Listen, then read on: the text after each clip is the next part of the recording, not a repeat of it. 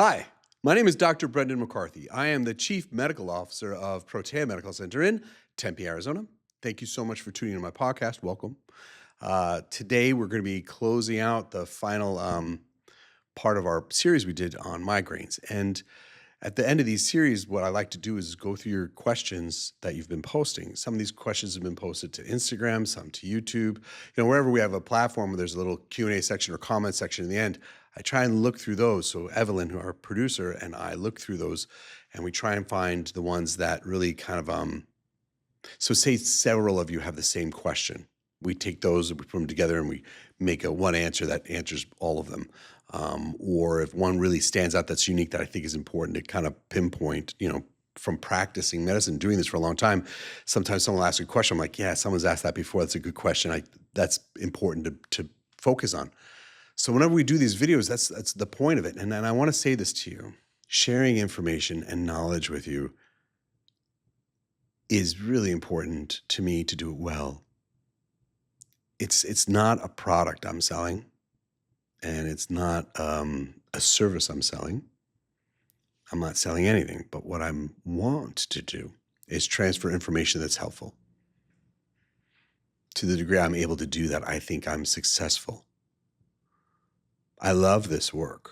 I love being in this space with you, and I'm so thankful that you welcomed me into this space. I mean, the people, the comments, and the feedback has been, it's just, I feel so thankful for it. And so it's important to me to pay attention to you and to listen to you and to do my best to get the feedback you give me in these questions and your comments and then turn around and respond to it. So that's why we do this at every series. I try and stop and return back to you. And I do try and respond to a lot of your comments, but sometimes I got a lot going on. I got a medical practice, I got family, I got kids, and then I also really work hard at prioritizing having a life other than just being a doctor.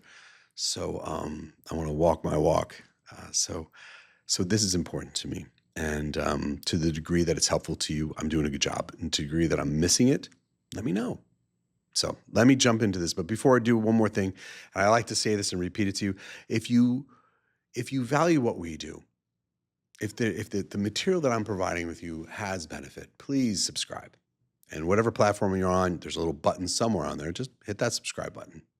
And if you like the material we're doing, press like. And if you think it'll help someone, please share it. Okay, so let me get into it. There's some good questions. And there's one question that's been coming up in every reel and every episode.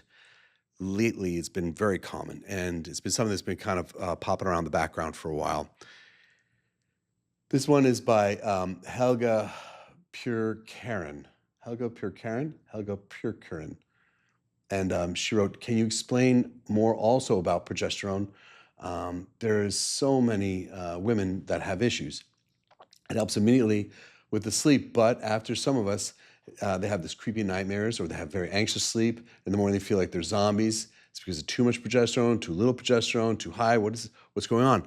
And what she's alluding to and what so many of you have been bringing up over time is that some of you are reverse responders to progesterone. Progesterone is one of the hormones, part of a normal cycle. The first 2 weeks of the cycle is dominated by estrogen. The second 2 weeks is dominated by progesterone. When you ovulate around day 12, around there, you'll switch from making estrogen more to making more progesterone. Progesterone is really important. The lining of the uterus, it protects that. It nurtures that tissue, improves circulation. It also is helpful for breast tissue. It basically modulates the impact that estrogen had in the first 2 weeks of a cycle. So estrogen is pro-growth. Progesterone is more maturing that tissue and protecting it from excessive stimulation from estrogen. So it's good. We like progesterone. Very important. Then one thing that progesterone does that's unique, just as all hormones do, but it's unique in this sense, progesterone crosses the blood-brain barrier, and it gets converted to something called allopregnenolone. Now, allopregnenolone in the brain is a neurosteroid that really is a powerful anxiolytic, or it stops anxiety. It's also a uniquely anti-inflammatory. It's neuroprotective. And there's tons of wonderful research around the benefits of pregnenolone to be protective in cases like a concussion, Progesterone has a lot of unique abilities in the brain. Now, there's another aspect of progesterone here in pregnenolone. When, again, progesterone crosses the blood-brain barrier, it gets converted to allopregnenolone. It can also get converted in the brain to something called pregnenolone sulfate. Now, in the brain, pregnenolone sulfate is more associated with learning at the right levels, learning, memorization. It's good to have pregnenolone sulfate, but if it's a little out of balance, anxiety. That was a huge biochemistry thing, and I didn't want to drill down too deep, but I did anyway. So we're where we are. I want to just answer questions, but this is important. I'm going to make a series specific to why some of you have negative impacts of when you take progesterone. I'm going to do my best. Why I've been kind of holding back from it is because there's been so little research done on you around this. What helps, what causes it, how to lab for it, how to monitor it. And when you practice medicine at this point in my career, a lot of it is I'm doing it by feel in a way. I'm just kind of feeling how the patient responds, modulating my doses and modulating the way they're getting it. So I want to let you know that many of you women who have been watching these videos and you hear me talk about the benefits of progesterone for anxiety, the benefits of progesterone for mood and how you're feeling with sleep, and a significant percentage of you are having the exact opposite. And it's valid. And you're not crazy. This does happen. So I will do my best to address that and get more clear on that and explain that to you at the next series we do. So in the answer to that question, yes, this does happen. Doesn't always happen. We want to do our best to figure that out with the individual. And I'll get a little bit more of a series on this starting at the next one we put out. The next one comes from T. Sailor Girl. And she writes, great information. Thank you for that. I got put on estradiol cream and it made me nauseous and I had headaches. So I took myself off. Is this normal with these side effects? It could be, and well, yeah, most likely, because when you take just estrogen as a standalone, and I'm just anticipating you only took estrogen. Okay, if you were only given estrogen as a standalone therapy, that's not enough. Medicine is not.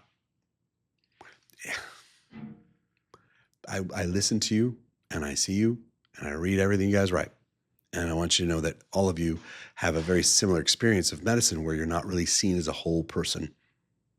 So your hormones are no different. When a doctor only prescribes you estrogen, they're not seeing the sum of you or the whole of you as a human being. If I just gave you estrogen, that will have a good impact on hot flashes, night sweats, vaginal dryness. Sure, absolutely. But if I did only that, what else? What would go wrong?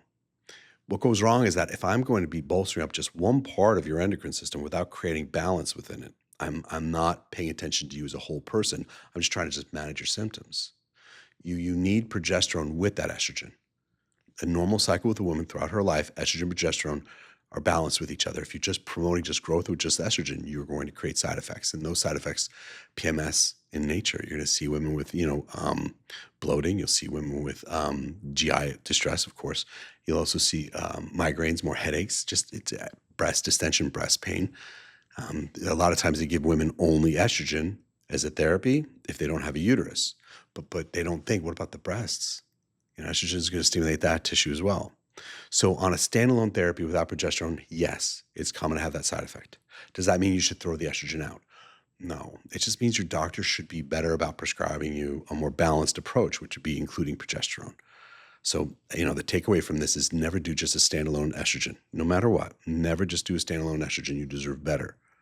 You deserve progesterone with that. If you can't do estrogen, you could do standalone progesterone. Yes. And that's going to go to my next question. So my next question, I hope that answered your question, by the way. So yes, standalone, that would cause it. Consider using progesterone. That would probably give you a better solution. The other one comes from JM1972, and she writes, I'm 53 years old and have had to take tamoxifen after breast cancer. The side effects are tough. Is there something I could do? Yes. But it really is something, and in practice, I do this in coordination with your oncologist. You always want to make sure, as a physician in my position, I want to make sure I do my best to have the healthiest relationship possible with your whole team. Your oncologist is a very important part of that. So patients who have a history of breast cancer are placed on tamoxifen. What do? We have that conversation with oncologists. We come up with the idea. Now, some of you, we can do progesterone. No problem. No problem. But sometimes I'm going to need you not to use progesterone. Sometimes we'll use testosterone instead.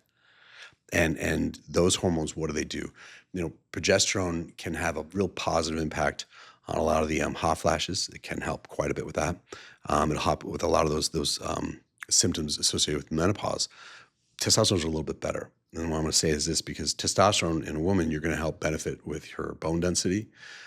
You're going to have a positive impact on hot flashes, night sweats, vaginal dryness. But also really helps play a role with neurotransmitter synthesis. It's not perfect, but it does help. So in coordination with an oncologist, I can use those two hormones. Now, if we can use no hormones with you, then we would want to switch over. There's a few other tactics we have, but it depends on the symptoms in the woman in front of us and her current health state. So there are other things to do. I just want to throw those two out right away. And I hope that helped answer your question. So this next question comes from Linda Verstratton. Hi, Linda. And you write, do you have any information on the possibility of HRT for a woman age 63 with migraines with aura? I am told HRT is a risk factor over 60, but not sure why exactly. Thank you for posting that, Linda, because that's a great question, and it comes up a lot. Where that comes from is the prohibition against HRT in women later on is because they were using synthetics more often than anything else. So all the prohibitions come back to the historical use of synthetic estrogen and synthetic progesterone in this population and having a higher risk. Clinically, in my practice, that's not a reason to not prescribe natural bioidentical hormones. And most physicians who practice as I do will practice and will prescribe bioidentical hormone replacement therapy for women in your age category without a problem. Using synthetics increases your risks for other pathology because you're using something that doesn't quite fit to try and get some benefit from that compound cross-reacting to one of your receptors that's made for estrogen, but using something that just looks like estrogen, or it's estrogen for a horse, or something along those lines. It's just not quite the right fit. So you can think of it like a key in a lock. It's sort of like a key that kind of fits and can kind of turn on. There's a funny story, and my wife, when I first started dating my wife had a Toyota and her best friend had a Honda, and their keys interchanged with their two cars. True story.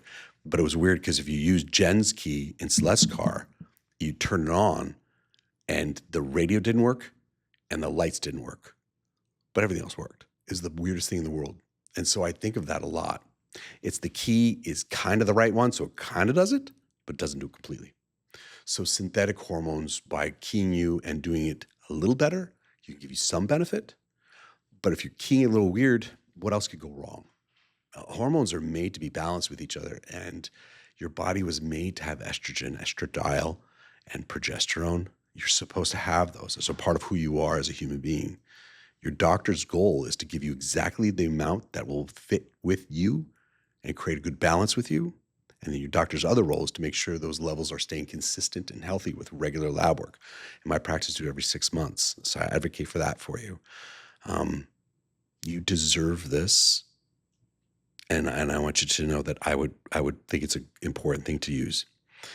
Further, as I mentioned to one of the previous questions, don't just do estrogen because that would make things worse. If your migraines are hormone induced or hormone associated, just doing estrogen as a standalone is not a good idea. You want to make sure you're using progesterone with estrogen. That has your best response. So I hope that also helps. And thank you so much for that question. And this isn't a question, but Heather Buckmaster 3, I got you. You wrote, who the hell has this level of care? Question marks. Not me. I wish. And I wish we could all retire at menopause. Self-care is a full-time job. I mean it. I still got kids to care for too. And I've said it so many times and I still stand by it. This is not fancy what I do. I have a lot of school teachers. I have a lot of homemakers. I have a lot of people who work in retail. I have a lot of patients who are executives, a lot of women who are executives. I have the wide scope of people, and they all get the same care. you deserve this kind of care, and it shouldn't be something special. And I want you to know, um, I believe the more you demand it and request it, the more the market will be made for you. Because if there's demand in the market will feed that. I believe, I hope that. That's my hope. So I saw that. And the reason why I'm bringing it up is because I get that a lot. I hear that a lot. I want to keep advocating for you and tell you this is something you should have, you deserve to have. And I believe in that. And I can do it in my practice and run a practice successfully and treat people like a normal doctor. Why can't other doctors do this? This is not magic, what I do. This is nothing magical about it, nothing unique or special about it. This is just basic biochemistry that every doctor had to learn. And you deserve that. So I hope that helped. And it was not really a question you had, but a comment. And like I said, a lot of people have that same observation. I got a lot of questions about DIM. DIM, diindolylmethane. That's what diindolylmethane is. Diindolylmethane is a compound. So when you eat broccoli or cabbage or any of those guys, or Brussels sprouts, when you boil it, that wonderful sulfur smell, that's like diindolylmethane. That's what's happening. So diindolylmethane is a compound that's found in the cruciferous vegetables, and it's great because it induces liver detoxification of so many different things. One of them is it helps promote the detoxification and breakdown of estrogen. Diindolylmethane is just such a healthy thing. I remember reading about this with Andrew Weil wrote a book years ago. Man, I'm dating myself. It was like 1990, early 1990s. I remember reading it. But he's just going on and on about broccoli. And it still sits with me today. Broccoli and salmon was his big thing. I was like, really like, and I did it. I ate it. But I understand now in practice all these years later how important that is with broccoli, with detoxification and health. So diindolylmethane, we talked about with headaches. We talked about how headaches can come from really high levels of estrogen, or estrogen is really fluctuating quite a bit. And the benefit that diindolylmethane or DIM has on you.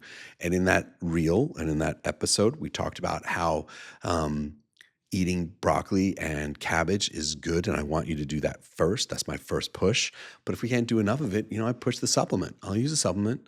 I'll use food first always. And then if we need to, then I'll push up to the supplement. So diindolylmethane or DIM as a supplement has that benefit. And if you just take a minute right now and just pause this and go to Google Scholar, which is a research engine for Google to search for different research articles, and pipe in there diindolylmethane and cancer, or diindolylmethane and estrogen, and diindolylmethane and anything you want to think of that would be detoxification based benefit for the human being.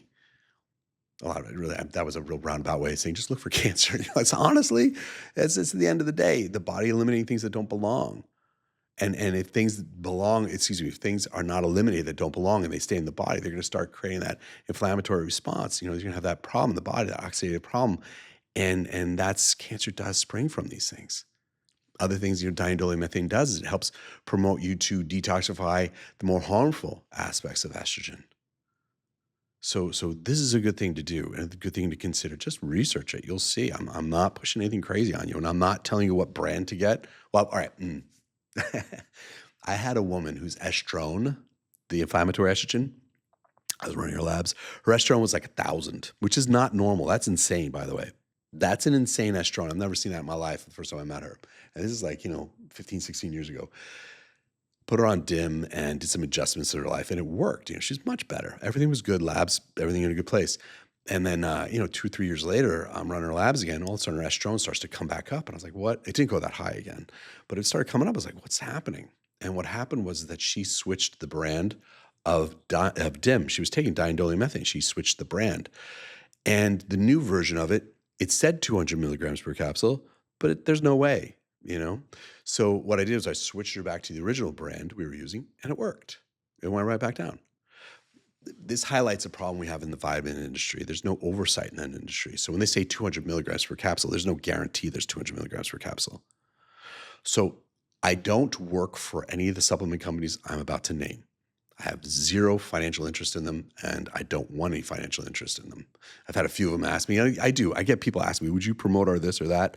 I want you to know I will never promote a supplement. I'll never promote any type of medication.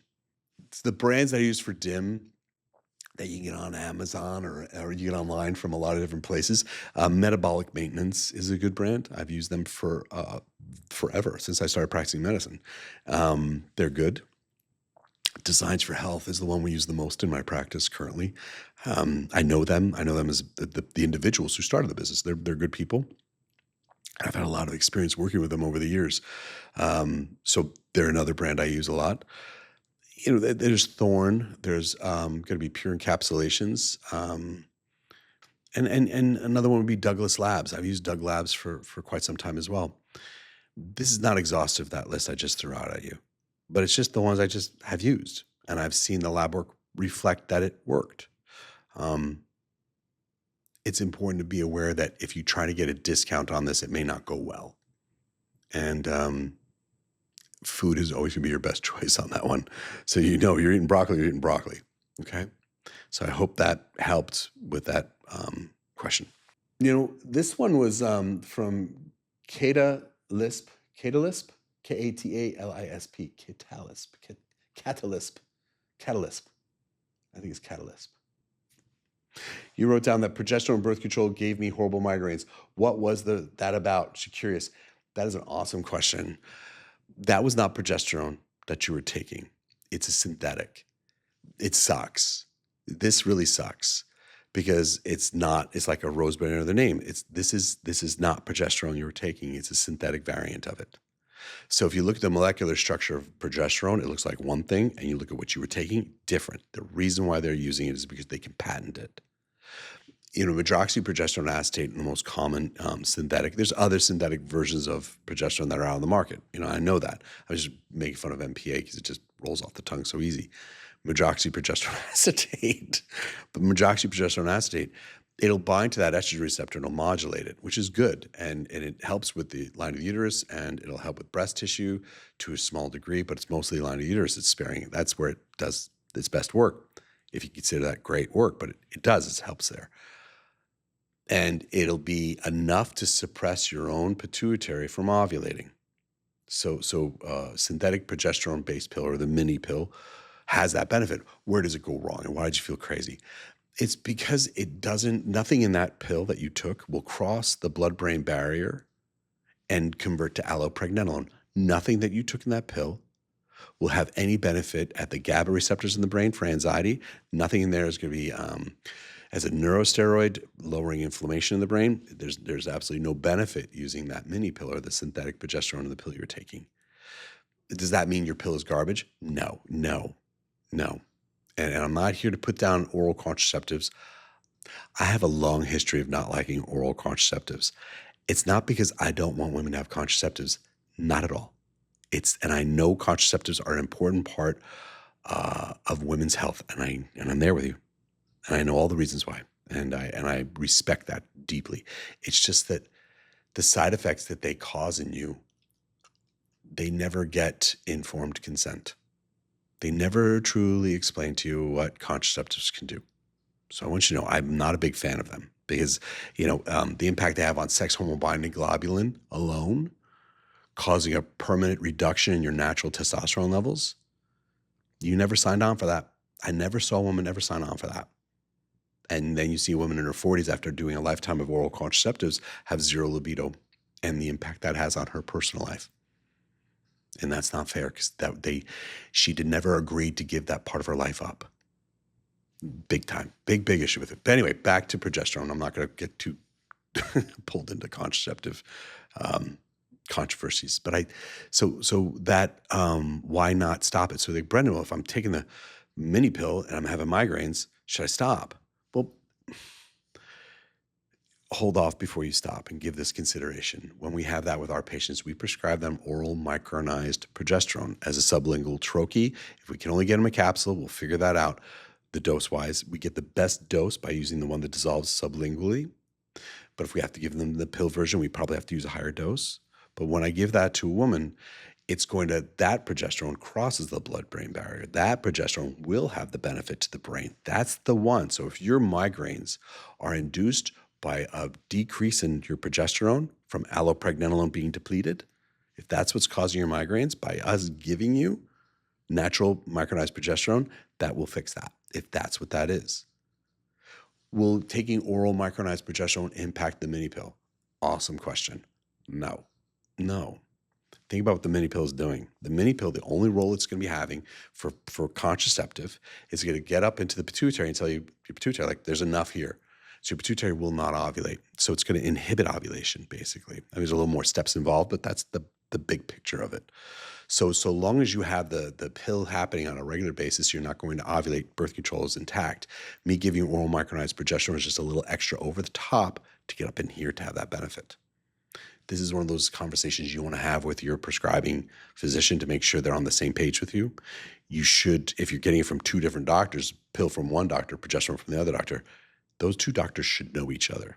You want to make sure they're aware of each other because this is a big, these hormones have overlap. You want to make sure they have that good conversation with each other. I hope that helped. So the next question, Lynn Shaw 2211 writes, and this kind of dovetails into the pill version of it, and this is important. Mirena helped me as it localized progesterone, and that is the correct word, localized. But my anxiety and bloating are insane, so I'm wanting to consider progesterone and testosterone. Yes, same reason why the Mirena pill, the same reason why the Mirena would have the side effect as the mini pill would have the side effect is because it's a synthetic version. And you're right, it's localized. That Mirena is going to be really only working with the uterus, and that's the most it's going to be able to do, in my opinion, medically. There is some speculation about the impact it has on breast tissue that's positive, but I'm going to say I think there's tons of research showing that it's better to be considering progesterone in this position, natural progesterone. So you're mentioning considering progesterone and testosterone. I will tell you, in my practice, the hierarchy is first progesterone first, and see if you can get the best benefits with just progesterone as a standalone, in addition to the Mirena. And if you need more, then we do step in with testosterone at that point and see if that would be helpful. The reason why I say that is because progesterone, oral micronized progesterone in women, does not have the same side effect profile as testosterone does. And why I'm saying all this is because any hormone I'm giving you from the outside in, I, as a physician, have to be aware of the possible side effects, what it's going to do once you get in your body, good, bad, and I need to account for that to you, and I need to test for it and monitor it and prevent it, largely prevent anything negative, always. Testosterone is the trickiest one you have to use in a woman because it's when we do it, largely it's coming from the outside in. Your uterus is not making, your ovaries, are not making it. Your adrenal's not making it because it's very low. No matter what I do, I'll never be as good as the original plan that you have. And then I have to always make sure that when you use testosterone, because it's coming from the outside in, like say you're doing a topical testosterone and that's all you can get, you're going to be making a lot of something called dihydrotestosterone, tenfold more than you normally would. And dihydrotestosterone causes, hair growth all over the place, and it causes hair loss in some women. It causes oily skin. It's dihydro has its place, but if I give you testosterone from the outside in, no matter what, I'm going to make too much dihydro, and you're going to have side effects. You're not going to get as much benefit. So I need to know that. I need to plan for that. I need to have a way to make sure the dihydro doesn't get elevated. I'm using something to help modulate that. Saw palmetto, something along those lines. Even with injectable, which is something we use frequently in our office, we have the lowest conversion to dihydro using injectable, but you still have to calculate for that. So with testosterone, it's a lot trickier. There's a narrow window for dosage, and there's a lot of monitoring that goes into it to make sure you do a lot of good care for you, because when done right, testosterone's epic. But if I don't monitor and care about those things, that's when things go wrong, and you're like, well, this doesn't work for me. It's terrible. But it wasn't that it doesn't work for you. Just it wasn't given to you the correct way and monitored. So, all right. That was a lot of answers, a lot of questions, and I hope I did a good job with it. I know this reel and this whole video, is coming out a little bit late. We're just working on our videoing. I know you guys have noticed we've been moving around a lot. And I had the dogs in today, but I did not bring them into the video, but I brought them to the office, and they did great, so I'm going to be bringing them in more often. But we're changing the location from my home here to the office. We're still working on the backgrounds. We're still working on the video technique. Evelyn is doing an amazing job, and I'm very thankful for her, and I'm thankful for you. So I look forward to our next videos. I'm going to put out a whole series about progesterone because I love progesterone, and I'm going to talk a lot about the benefits of it, but I'll also talk to you, the ones who feel like you've been forgotten about, because when you take progesterone, you do the exact opposite. You feel like you go crazy. And you deserve a lot of focus and a lot of attention. And I'm going to be here for you. All right. I'll see you at the next episode.